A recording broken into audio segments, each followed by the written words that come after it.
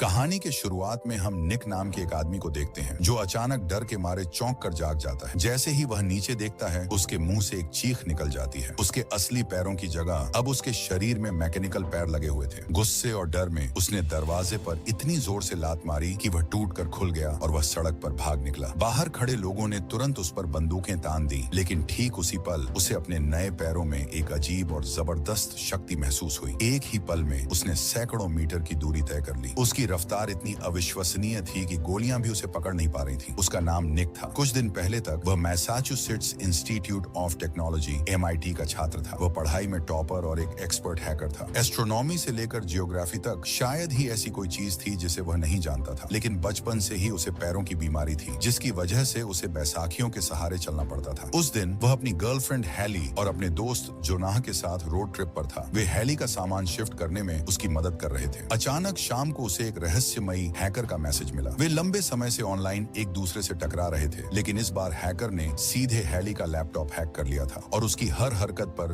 नजर रख रहा था। उसने तुरंत हैकर की लोकेशन ट्रेस करना शुरू कर दिया। जोनाह ने सुझाव दिया कि उन्हें उस हैकर को ढूंढना चाहिए और उसे हमेशा के लिए सबक सिखाना चाहिए, लेकिन निक का मूड, उसका दिल सामान्य महसूस नहीं कर रहा है। अब दोनों तय करते हैं कि वे अपने आसपास जो कुछ भी देखेंगे सारी जानकारी एक दूसरे के साथ साझा करेंगे। इसके बाद निक अपने आसपास की हर चीज का बारीकी से निरीक्षण करना शुरू कर देता है। वह ध्यान से देखता है कि कौन सा कोड कौन सा दरवाजा खोलता है और किन लोगों को उनसे बात करने की अनुमति है। एक बार फिर डॉक्टर निक को मिलने के लिए बुलाते हैं। वे उसके सामने अलग अलग आकार की कई चीजें रखते हैं और आकारों और रंगों के बारे में उसकी समझ का परीक्षण करने की कोशिश करते हैं, लेकिन निक कुछ भी जवाब देने से इनकार कर देता है। वह कहता है, जब तक तुम मुझे हैली से नहीं मिलने दोगे मैं तुम्हें कुछ नहीं बताऊंगा। इस वजह से डॉक्टर निक को हैली के पास ले जाने के लिए मजबूर हो जाते हैं, लेकिन यह बेकार है क्योंकि वह कोमा में है। इसके बाद निक अपने कमरे में वापस आता है और जोनाह को ये सब बातें बताना शुरू करता है, लेकिन अचानक दूसरी तरफ से जोनाह की आवाज आनी बंद हो जाती है। उसी समय वहाँ एक गाय पर भी प्रयोग किए जा रहे होते हैं। फिर अचानक लाइट चली जाती है और कोई सुविधा फैसिलिटी से भाग जाता है। निक भी जाकर एक अंधेरे बाथरूम में छिप जाता है। जब लाइट वापस आती है तो दो लोग उसे बाहर ले आते हैं। यहाँ निक दीवारों पर बहुत गहरे निशान देखता है। इसके बाद वह डॉक्टर के पास जाता है और उससे पूछता है कि जोनाह कहाँ है। डॉक्टर उसे बताता है कि जोनाह को यहाँ कभी लाया ही नहीं गया था। निक कहता है, यह असंभव है, मैं उससे बात कर सकता था। डॉक्टर इसका कोई जवाब नहीं देता। अब जब निक अपने कमरे में लौटता है तो वह जोनाह को आवाज लगाता रहता है और उसे बात करने की कोशिश करता है, लेकिन दूसरी तरफ से कोई जवाब नहीं आता। इससे साफ हो जाता है कि जोनाह यहाँ से भाग निकला है। इस वजह से निक फैसला करता है कि वह हैली के साथ यहाँ से भाग जाएगा। इन सभी दिनों के दौरान उसने सभी कोड लिख लिए हैं और हर उस रास्ते को याद कर लिया है जिससे वह इस जगह से बाहर निकल सकता है। वह हैली के साथ भागना शुरू करता है और जैसे ही वह आखिरी दरवाजे तक पहुंचता है, डॉक्टर अचानक वहां प्रकट होता है और उसे पकड़ लेता है। उसके बाद निक बेहोश हो जाता है। जब वह जागता है तो देखता है कि वह हैली के ठीक बगल वाले बिस्तर पर लेटा है। इससे पहले कि वह उसे छू पाता, वहां के कर्मचारी उसका हाथ पकड़ लेते हैं। हैली एक बार फिर बेहोश हो जाती है। अब निक वहां के स्टाफ के साथ लड़ने लगता है और संघर्ष के दौरान वह बिस्तर से नीचे गिर जाता है। इस वजह से स्टाफ डर जाता है और कमरे से भाग जाता है। निक तब ध्यान देता है कि उसके असली पैर काट दिए गए हैं और उनकी जगह रोबोटिक पैर लगा दिए गए हैं और अब वह वास्तव में चलने में सक्षम है। ये रोबोटिक पैर अविश्वसनीय रूप से शक्तिशाली हैं और अपनी ताकत से वह दरवाजा तोड़ देता है। जो कोई भी उसके सामने आता है वह उन पर हमला करता है और आगे बढ़ता रहता है। हैली भी उसके साथ है। फिर जब वे लिफ्ट के जरिए नीचे जा रहे होते हैं तो डॉक्टर निक के पास आता है और कहता है, अगर तुम यहाँ से बाहर गए तो एलियंस तुम्हारे लिए खतरा होंगे, तुम्हें यहीं रुकना चाहिए। लेकिन निक डॉक्टर की बात नहीं सुनता। एक लंबी सुरंग से गुजरते हुए वह आखिरकार सुविधा फैसिलिटी से बाहर निकल जाता है। जैसे ही वे बाहर आते हैं, हैली को भी होश आ जाता है। दोनों चारों ओर देखते हैं और महसूस करते हैं कि वे एक बंजर सुनसान इलाके में हैं, जहां मीलों तक कुछ भी दिखाई नहीं दे रहा है। इसी तरह दोनों अंततः एक सड़क पर पहुंचते हैं जहां एक कार आती है। वे ड्राइवर से लिफ्ट मांगते हैं। कार के अंदर एक बूढ़ी औरत है और वह उन्हें लिफ्ट देने के लिए तैयार हो जाती है, लेकिन कुछ दूर चलने के बाद बूढ़ी औरत अजीब बातें करने लगती है। फिर वह अचानक सड़क के बीच में कार रोक देती है और बहुत डरावने तरीके से जोर जोर से हंसने लगती है। निक और हैली दोनों डर जाते हैं और जल्दी से कार से बाहर निकल आते हैं। पास ही एक गैस स्टेशन है, इसलिए निक हैली को वहां ले जाता है। वह उसे एक ट्रक पर बैठा देता है, जबकि वह खुद वहां के फोन से अपने घर फोन करने की कोशिश करता है, लेकिन यह बेकार है क्योंकि फोन टूटा हुआ है। उसी पल वह ध्यान देता है कि जिस ट्रक के पास उसने हैली को बैठाया था वह अब वहां से जा रहा है। हैली भी उस ट्रक के अंदर है। निक तुरंत समझ जाता है कि ट्रक ड्राइवर डॉक्टर के लिए काम करता है और उसे वापस सुविधा फैसिलिटी ले जा रहा है। इस वजह से वह ट्रक का पीछा करना शुरू कर देता है। चौंकाने वाली बात यह है कि वह अपने रोबोटिक पैरों की वजह से बहुत तेज भाग रहा है। जैसे ही वह ट्रक के पास पहुंचता है, ड्राइवर दरवाजा खोलता है और उसे नीचे गिरा देता है। लेकिन अब निक किसी भी कीमत पर हैली को वापस लाना चाहता है, इसलिए एक बार फिर वह ट्रक का पीछा करना शुरू करता है। भले ही ट्रक बहुत तेज गति से चल रहा है, वह अपने नए रोबोटिक पैरों का उपयोग करके उसे पकड़ने में कामयाब हो जाता है। ट्रक के अंदर हैली को एक बंदूक मिलती है, इसलिए वह ट्रक ड्राइवर को बंदूक की नोक पर पकड़ लेती है। फिर वे दोनों ड्राइवर को वहीं बाहर फेंक देते हैं और खुद ट्रक लेकर भाग जाते हैं। बहुत लंबी दूरी तय करने के बाद वे आखिरकार एक बंद मोड़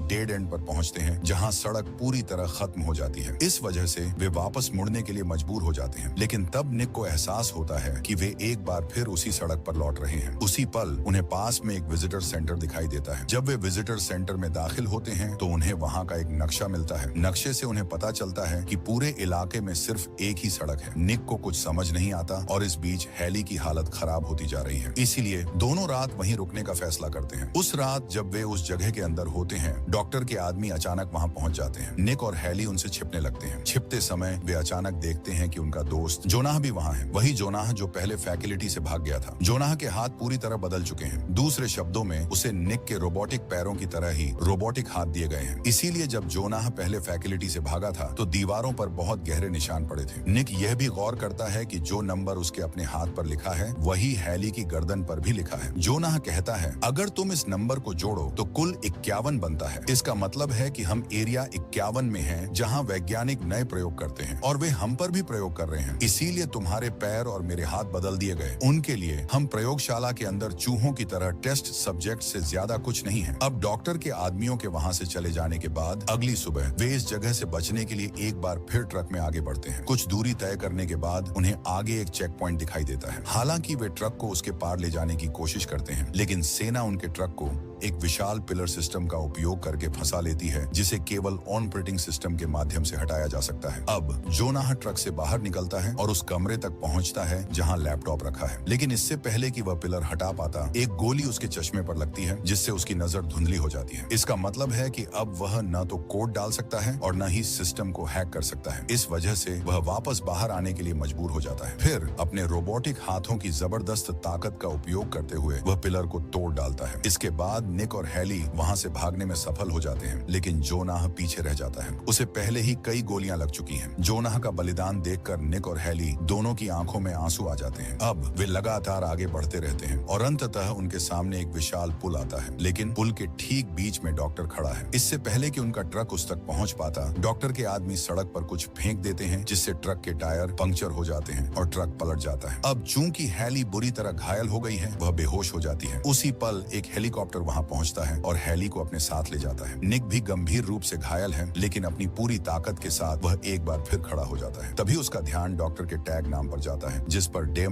डेमन लिखा है। वास्तव में डॉक्टर का नाम डेमन है, और जब निक इसे उल्टा पढ़ता है तो उसे एहसास होता है कि यह वास्तव में नोमैड बनता है।